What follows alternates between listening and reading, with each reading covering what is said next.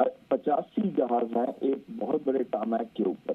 तो अगर वहां करते तो वो तो कुछ भी बचता नहीं उसका। तो अभी तो सिर्फ कतर और इराक, इसका मतलब ये है कि कतर इराक ये दो जगह जहाँ कम उनके एसेट्स हैं, वहां पे कतर में सिर्फ फ्लीट भी है यूएस की। तो इसका मतलब कम डैमेज वाली जगह पे उन्होंने अटैक किया है। और हो सकता है कि अगर ये युद्ध आगे और भयावह बनता है तो जो बेसिस में अमेरिकन जहाज बहुत वर्नेबल है वहां पे भी अटैक कर सकता है। सर लेकिन अब क्योंकि देखिए ये अटैक को लेकर पहले भी बताया जा रहा था कि जो अमेरिकी बेस है उस पर ईरान हमला करेगा। उसने अमेरिका ने अपने नागरिकों को भी कह दिया था कि अब आप मिडिल ईस्ट से निकलिए क्योंकि अब ये खतरनाक स्थिति हो सकती है। क्या अमेरिका अगर चाहे तो ईरान को जवाब तेजी से नहीं दे सकता? क्योंकि अब से कुछ जब ये हमला अमेरिका ने किया था और उस वक्त जब ट्रंप ने इसकी घोषणा भी युद्ध की कर दी थी, तब ये कहा गया कि भाई 15 से 20 सेकंड, उसमें तो ये तबाही मचा दी थी अमेरिका ने। देखिए, अमेरिका ने तबाही मचाई थी B-2 बॉम्बर से और टोमाहॉक मिसाइल से। लेकिन जो इन्होंने किया है, इन्होंने सिर्फ मिसाइल्स का इस्तेमाल किया है। इस्तेमाल करके जो एयर डिफेंस है अभी कतार की और इराक की, वो इन मिसाइल्स को शूट डाउन करने की कोशिश कर रही है। लेकिन ये होता है कि जब आप बहुत ज्यादा संख्या में मिसाइल्स इस्तेमाल करते हैं तो एयर डिफेंस सिस्टम कोई भी इतना परफेक्ट नहीं होता कि सारी की सारी मिसाइल्स को इंटरसेप्ट कर सके। तो अब जो सिचुएशन है बहुत सीरियस हो गई है, क्योंकि ट्रंप ने ये कहा था कि अगर ट्रंप तो दादा है ना, वो तो ये कहते हैं कि हम मारेंगे पर तुम हमें मार नहीं सकते। तो उन्होंने तो यही कहा कि हमने मारा है आपको, अब आप मत मारना, अगर आप मारेंगे तो हम बहुत ज्यादा मारेंगे।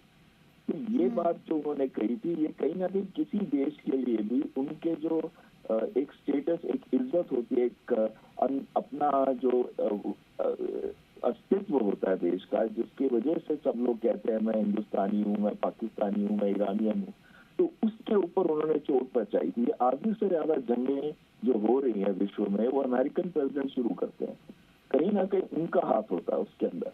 तो इसमें भी जो ट्रंप भाषा का इस्तेमाल करते हैं, उस भाषा की वजह से भी कई चीजें हो जाती है। इस युद्ध को बहुत पहले भी रोका जा सकता था अगर ट्रंप चाहते तो, लेकिन अब वो चाहते थे कि ईरान रिएक्ट करे, वो चाहते थे कि हम ईरान के ऊपर और हमला करें। तो वो एक तो उन्होंने मारा अटैक क्योंकि उनको लग रहा था कि इजराइल में भी बहुत अटैक हो गए, और प्लस वो एक सोची समझी स्ट्रैटेजी थी ट्रंप की कि इजराइल के साथ मिलकर किसी तरह ईरान के अंदर एक सत्ता चेंज करके ईरान को भी एक पिट्ठू बना ले अमेरिका का। जैसे उन्होंने अफगानिस्तान में कोशिश की थी और वहां पे तालिबान को ही फाइनली हैंड ओवर करके गए। इराक में उन्होंने कोशिश किया, इराक में आज तक प्रॉब्लम है और इराक में अमेरिकन बेसिस से आज तक अटैक होते हैं। या फिर सीरिया में उन्होंने की, अभी असाद को चेंज कर दिया।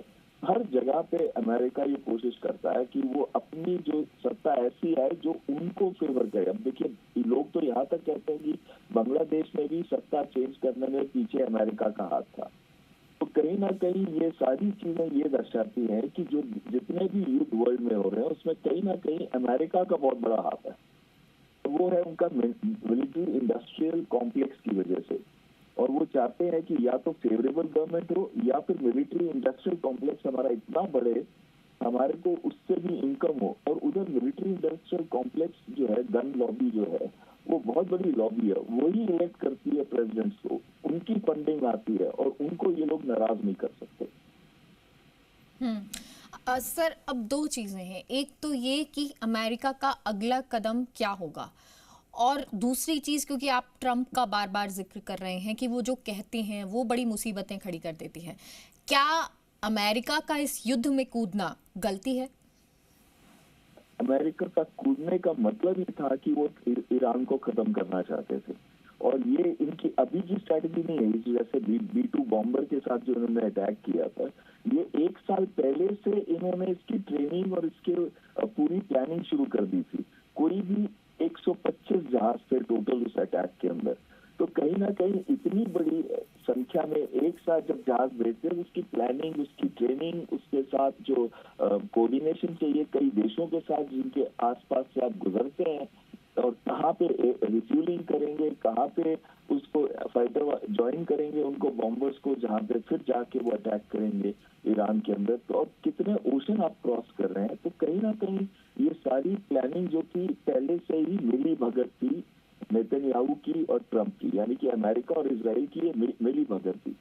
अमेरिका वो दादा है जो चाहता है कि जो मैं चाहता हूँ, जैसे हम बोलते हैं हमेशा ट्रंप, इधर यू आर विद अस और अगेंस्ट अस, ऐसी भाषा का